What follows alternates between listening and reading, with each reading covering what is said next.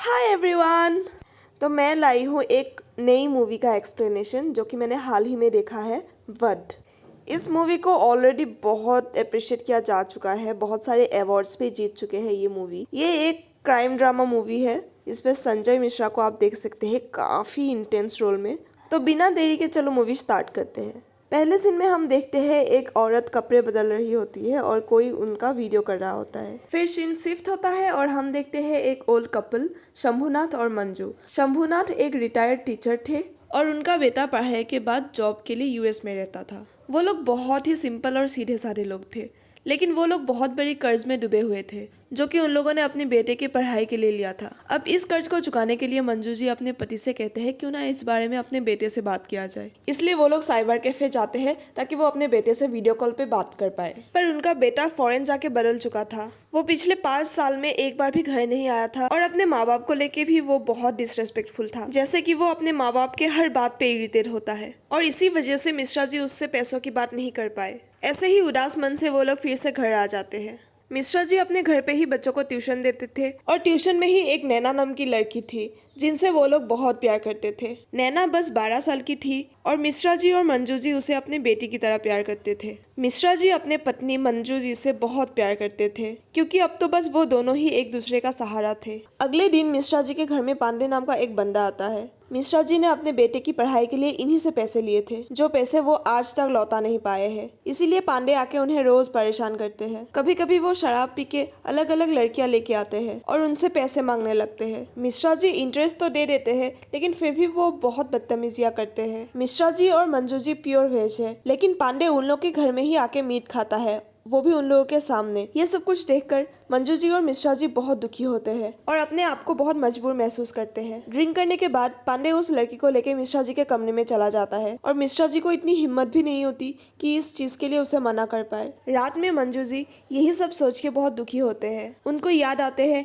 कैसे अपने बेटे की पढ़ाई के लिए उन्होंने कर्ज लिया था, जिसके वजह से आज उनकी जिंदगी बदतर हो गई है और जिसके लिए ये सब किया था उनका बेटा, वो तो पलट के पूछता भी नहीं। इसी बीच दूसरी तरफ में हमें दिखाया जाता है इंस्पेक्टर सत्ती, जो हफ्ता लेने के लिए पांडे के पास आया था क्योंकि वही पांडे के हर इलीगल काम के लिए उसे खुला छूट देता है। उसी रात फिर से मिश्रा जी अपने बेटे को कॉल लगाने की कोशिश करता है, लेकिन वो बिना सुने ही कॉल कट कर देता है। अगले दिन जब मिश्रा जी बैंक से पैसे निकाल के आते हैं, उन्हें वहीं पे पांडे मिलता है और वो मिश्रा जी के पैसे भी छीन लेता है। साथ ही उन्हें अपने गाड़ी को धक्का देने के लिए भी कहते हैं। यही चीज होते हुए इंस्पेक्टर सत्ती आके देख लेते हैं और वो पांडे को वार्निंग देता है ताकि वो मिश्रा जी को और परेशान ना करे। फिर वो मिश्रा जी को अपने साथ लेके घर पे छोड़ देते हैं। फिर मिश्रा जी दुकान जाके एक छोटा सा केक लेते हैं क्योंकि आज नैना का बर्थडे था। फिर रात में मंजू जी और मिश्रा जी मिलके नैना का बर्थडे सेलिब्रेट करते हैं। वो फील करते हैं ऐसे बेटे से अच्छा उनको नैना जैसी एक बेटी मिलती।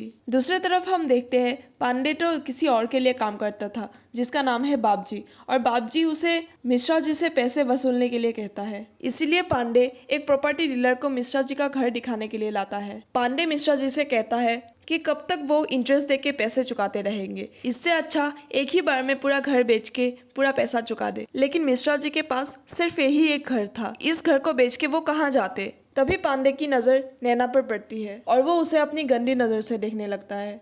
इसी बात से परेशान होके नेक्स्ट दिन मिश्रा जी पांडे का कंप्लेंट लिखाने के लिए पुलिस स्टेशन आते हैं, जहाँ पे पांडे पहले से ही इंस्पेक्टर सत्ती के साथ बात कर रहा था। वो समझ गया था मिश्रा जी उसका कंप्लेंट लिखवाने के लिए ही पुलिस स्टेशन आए हैं। पांडे के वहाँ से चले जाने के बाद मिश्रा जी इंस्पेक्टर सत्ती से पांडे के बारे में बात करने लगते हैं, लेकिन इंस्पेक्टर सत्ती से उनको कोई मदद नहीं मिलती और वो निराश मन से घर वापस चले आते हैं। फिर थोड़ी देर बाद पांडे मिश्रा जी का घर चला आता है और उनको बहुत मारने पीटने लगता है क्योंकि उन्होंने पांडे के खिलाफ कंप्लेंट करने की कोशिश की थी। मिश्रा जी बहुत डरे हुए होते हैं। फिर पांडे वहीं पे ड्रिंक करने लगता है और कहता है कि वो उनके सारे ऋण माफ कर देगा, लेकिन इसके बदले में उनको नैना को यहाँ पे लाना होगा। वो नैना के साथ गलत काम करना चाहता था। ये बात सुन के मिश्रा जी को बहुत गुस्सा आता है और वो अंदर से एक स्क्रू ड्राइवर लाके पांडे के गर्दन पे वार कर देते हैं, जिससे ऑन द स्पॉट उसकी मौत हो जाती है। थोड़ी देर बाद मंजू जी मंदिर से जब लौटते हैं, उन्हें इस हालत में देख के उनको बहुत शौक लगता है।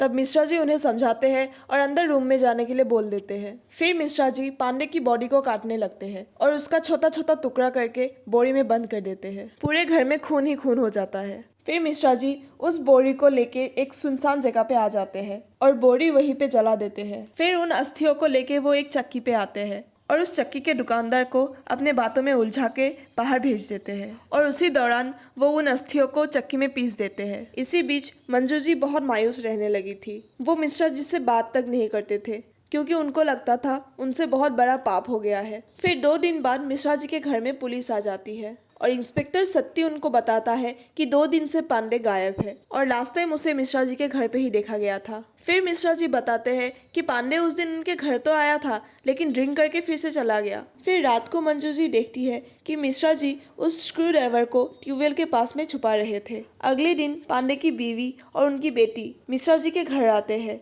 और उनसे पांडे के बारे में पूछते हैं। मिश्रा जी उनसे कहते हैं कि उनको पांडे के बारे में जितना कुछ पता था वो पुलिस को ऑलरेडी बता चुके हैं। फिर वो लोग निराश होकर वहाँ से चले जाते हैं। ये देखकर मंजू जी बहुत दुखी होते हैं क्योंकि उनको लगता है एक बेटी को अपने बाप से अलग करके उन लोगों ने बहुत बड़ा पाप कर दिया। फिर मंजू के कहने पे मिश्रा जी पुलिस स्टेशन आ जाते हैं अपना गुनाह कबूल करने।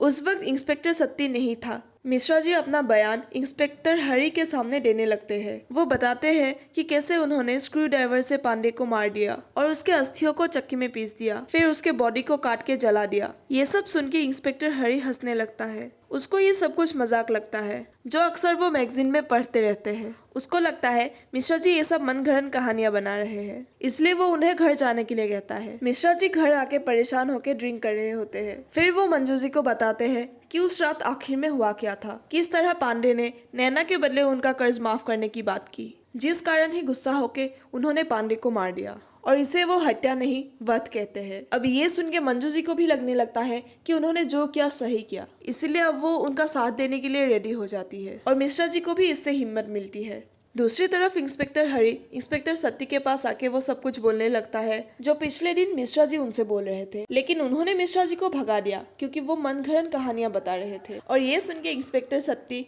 हरी को एक जोर से थप्पड़ मारता है और बोलते हैं कि मिश्रा जी मनगढ़ंत कहानी नहीं बल्कि सच बोल रहे थे। इसलिए वो इंस्पेक्टर हरी को बोलते हैं कि कल फिर से मिश्रा जी को बुला के उनका स्टेटमेंट फिर से लिया जाए। फिर अगले दिन जब मिश्रा जी पुलिस स्टेशन आते हैं वो साफ मना कर देते हैं और कहते हैं मैंने तो ऐसा कुछ कहा ही नहीं था। फिर उन लोगों के पास भी मिश्रा जी के खिलाफ कोई एविडेंस नहीं था तो उनको जाने देना पड़ता है।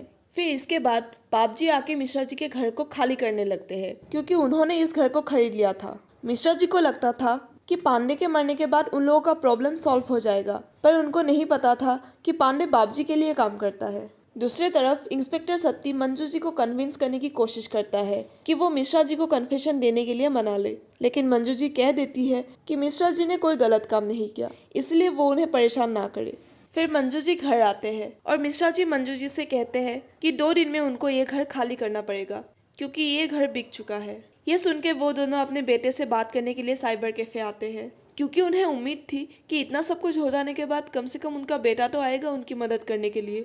और वो जब अपने बेटे से पैसे मांगते हैं तो वो क्लियरली मना कर देता है क्योंकि उसको वहाँ पे अपने शौक पूरे करने के लिए भी पैसे कम पड़ रहे थे। उसको अपने पेरेंट्स से कोई मतलब नहीं था।